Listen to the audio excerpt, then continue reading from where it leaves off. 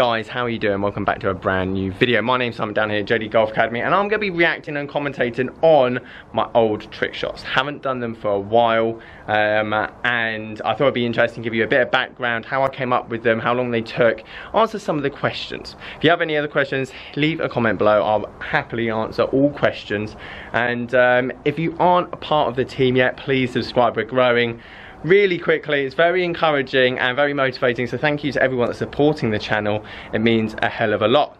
So let's get into it. This is a year's worth of weekly trick shots I did on my Instagram page, and I'm looking to get back into it. I haven't done as many because I've been focusing so much on this and my YouTube channel, but I want to get back into it, and I've got a feeling from the start of September, bit of exciting news, I'm gonna have a lot more time to make content like this.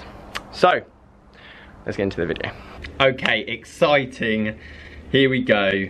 I'll show you. I'll put this, I'll leave myself somewhere around here so I'm not in the way. So let's get started. I mean, this is way back when I was at Sanford Springs. I did one trick shot, which you just saw in the intro there, which you'll see the end of, that went viral. Tens of millions of views all over Facebook and everything else. Got on Sports Bible. It was mind-blowing. I loved it, and I was like, you know what, this stuff is easy. Millions of views is not a problem. However, recreating a viral video just never happens. It's something you can't do, and it has to be natural. This one was me and Mary with the water bottle. It's freezing. That took us so long, and there's a reason I'm marrying her, because her patience level is like up here. The hat on the flag, you have no idea how long just throwing a hat on a flag takes, and you can see from the ground how many times I was walking up and down. Probably shouldn't do that on a real practice screen, probably damaging it a tiny bit, but the views were all I cared about. And yeah, these trick shots used to take ages. You can see the progression in my trick shots. A lot of juggling, stuff like this. Everything had to always go in the hole.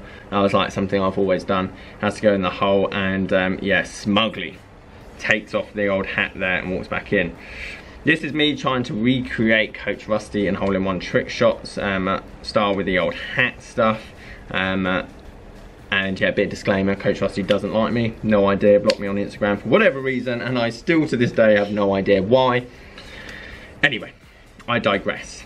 Love the umbrella one, and he was coming up with trick shots every week, like just trying to be creative. It was so difficult, but it was so good at the same time. And I think especially like creating like YouTube videos and stuff like that, just because you give yourself that day to keep coming up with them all the time, it just took a lot of patience and a lot of like out the box thinking.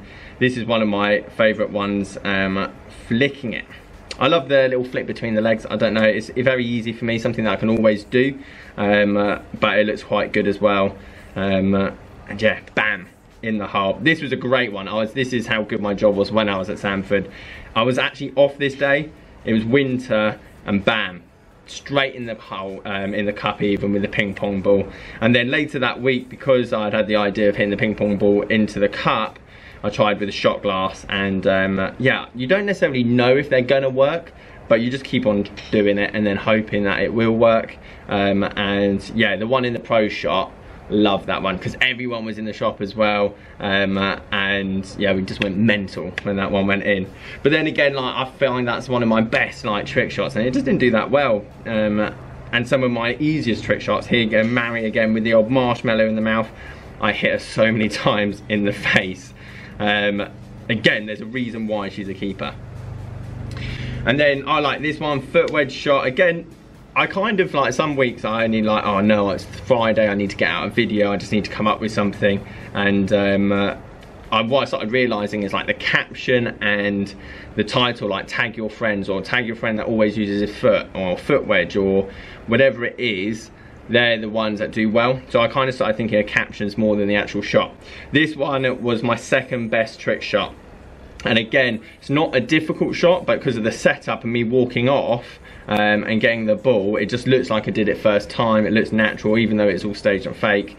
Again, that did really well. So I started to learn what worked and what didn't work. Like this kind of stuff where I was juggling the ball a lot, doesn't really, people get bored of that, it gets tiresome. I can understand why, because once you've seen one of them, you kind of seen all of them. So it was kind of trying to find the right ingredient of how to get a video to do well. The buggy one, class. However, I did tee that ball up. That ball wasn't off the ground, so a bit of a spoiler there. It just made it easier. And how Sanford actually let me drive around the green constantly with that buggy, shout out to them, because not many golf clubs were as could be as supportive, let's say, of those kind of things. Bit of out of the box stuff here with the driver. You can see where my head was going. I was trying to be really creative with a lot of these shots. This one, again, probably one of my best shots as well. The backward shot, the scenery in the background looks great. The idea of hitting that backward shot, and then people are going, wait, surely that can't go in. The ones that look fake as well, the ones that look fake are the ones that actually do really well, because people are like, oh, fake, but then loads of people are commenting fakes because you get more engagement. So the ones that do fake, you kind of get to, or look fake even, you kind of get the both best sides, and that's why they kind of do well. None of these, I've never faked a trick shot. I haven't got the editing skills, guys. You know my YouTube channel, my editing is poor at best. So the fact that people think that I can edit this kind of stuff, I have no idea. But anyway, again, simple one there, back up the slope, comes down. But what I realised visually, match. That was class. This did awful compared to what I thought it was going to do. I thought I was literally a genius. Like, I thought that was going to be so viral by hitting that match and lighting it. I actually put like gunpowder from like cap guns. I found something on the internet. That took way too long, by the way. Cap gun, you put it in water, get the powder out, put it on a match, and they're like flick, so you can flick it, and then all of a sudden it then goes in, lights up. That bunker shot, again, I should probably talk about that more. That bunker shot there, that did really well. That was like in America, and I got actually paid quite a few companies, like news companies, paid to actually use that. I made about £300 from that bunker shot. And again, that was inspired. I just played a pro-am, I played awful, but it was a Friday. I run back to Sanford to get some clips, and I just somehow came up with that. And again, it was one of my best ones. It took me about half an hour, and it worked really well. iPhones, again, really good one. I was thinking like relatable stuff, like the shot itself's not impressive, it's the fact that I did it off my phone and I didn't kill my phone. Obviously it did well, so I started learning. You can see now, obviously I'm at Drayton now because it's floodlit, and Stinger videos on Instagram just do so well because they're visually good at the end of the day, they're visually nice, so they've been doing like really well. But it's summertime now, so I'm struggling. Bit of Kobe there with the 3 throw straight in the hole. Drayton I found a bit tougher to come up with trick shots because it's quite flat, so a lot of my stuff's all like backwards or hills and all this kind of like thought process, let's say. Bit more difficult at Drayton because it's so flat, it's very difficult to come up with a trick shot, so I did find that. And then I was like in my prime, this is where Instagram, I smashed it through winter. I was doing nothing through YouTube, which if you've been following the channel for a while, you'll know that I haven't been doing much through YouTube through the winter, and Instagram kind of just took over. I was doing loads of it. This is when I hit 10K with the old Instagram. I blew out the candles with the old ball, which is really good. This was actually the day before I went and met Rick Shields at Silvermere, so that was quite a cool day as well. We did a trick shot together, which I don't know actually is in this. I might not. No, it won't be in this. This is too late. So yeah, and then where are we now? So yeah, so basically running through the ideas of like trick shots, doing it each week. But I was kind of not necessarily falling out of love with it, but I was finding it a bit more work than anything else. And I wanted to focus on my YouTube channel as well.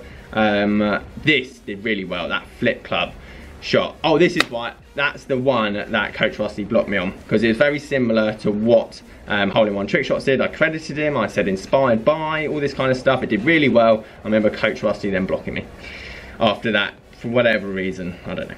And this is the viral trick shot. So this last one here, the one through the slabs, just did mind-blowingly well, and it wasn't anything special. Well, I didn't think it was anything special anyway, but who knows how viral videos actually work.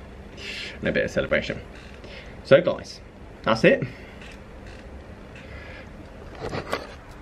So guys, there you have it. That is basically my whole year of trick shots. It must have been like, I don't know, I wouldn't even guess how many hours. 100, 200 hours maybe, spending on trick shots, and it was worth it. I got to meet so many cool people. I got in touch with so many people as well. I didn't earn anything really from it, like money wise and whatever, but that was not the point. I enjoyed it. I loved seeing people's reactions.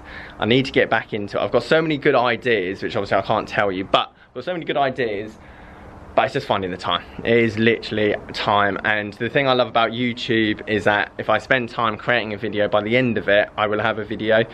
The trick shots is a gamble. I can spend 4 hours out on the golf course and get nothing. So I've got to have that time to be able to waste, if that makes any sense. Guys, if you like this video, give it a thumbs up. As always, please subscribe. I'll catch you guys later.